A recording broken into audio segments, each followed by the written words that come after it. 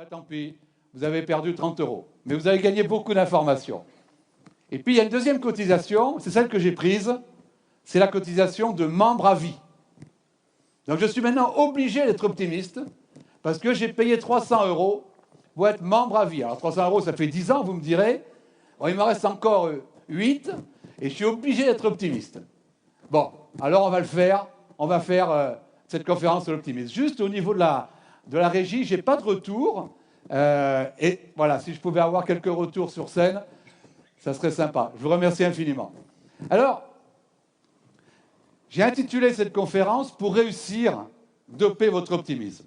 Alors vous pouvez vous dire, oui, pour réussir, c'est normal, on est dans le cadre de l'entreprise, c'est normal qu'il parle de réussir la fusion, de réussir Océalia, de réussir cette entreprise extraordinaire dans laquelle vous êtes, mais pour réussir, ça peut être aussi pour réussir extra-professionnel.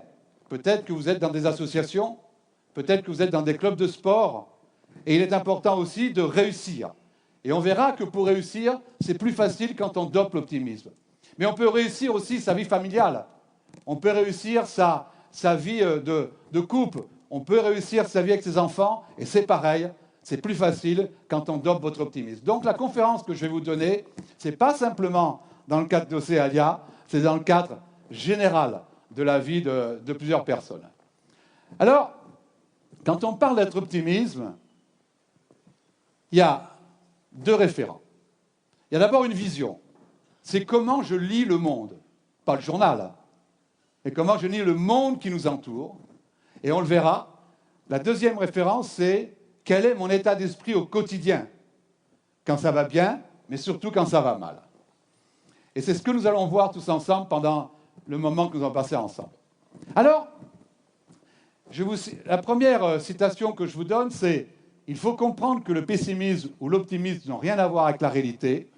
Ils sont en fonction de la représentation que l'on se fait du réel. » Et ça, c'est quelque chose de très important pour lire notre monde. Ça veut dire quoi? Ça veut dire qu'en fait, l'événement est l'événement. J'oserais même dire que l'événement est neutre. Il est. Et c'est simplement la représentation, l'émotion que je vais mettre sur l'événement qui va en faire sa force et sa portée. Ce qui veut dire quoi?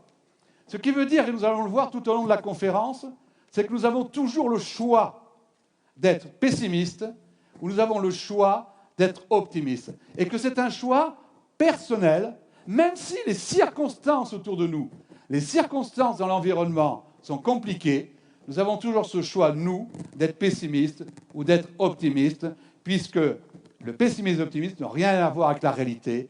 Ils sont en fonction de la représentation que l'on va se faire du réel. Dans cette salle, peut-être qu'à ce moment-là, j'ai des personnes qui disent « Là, on a pris 1 heure de retard. J'avais prévu autre chose après. » Et qui vont peut-être être pessimistes, mais l'événement, c'est 1 heure de retard. Vous êtes d'accord? Il est cet événement-là. Et il y a d'autres personnes qui vont dire « Bon, on a pris 1 heure de retard, Thierry. C'est pas dramatique.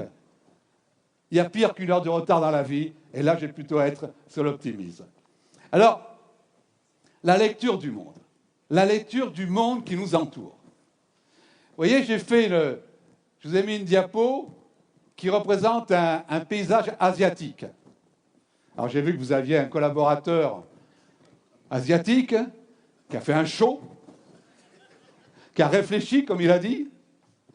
Et vous savez que le mot crise, en idéogramme peut-être chinois ou au moins asiatique, le mot crise veut dire menace, mais veut dire opportunité. Ça veut dire que dans les pays d'Asie, la crise pour eux est une opportunité avant d'être une menace. Alors, je voudrais vous parler un peu de notre monde aujourd'hui. Notre monde est-il en crise ou est-il en changement? Là aussi, j'ai le choix de la lecture. Si je suis pessimiste, je vais penser que notre monde est plutôt en crise. Ça veut dire quoi, être en crise? Ça veut dire que je préférais comme c'était avant. Je préférais que ce soit d'autres qui s'en occupent. Parce que la crise, ce n'est pas moi qui l'ai créée. C'est à l'État de la régler. C'est à l'Europe de la régler. C'est peut-être à mes dirigeants de régler. Pour continuer à écouter ce livre audio gratuitement, cliquez sur le lien dans la description et vous pourrez l'écouter en entier sans frais grâce à l'essai de 30 jours d'Audible.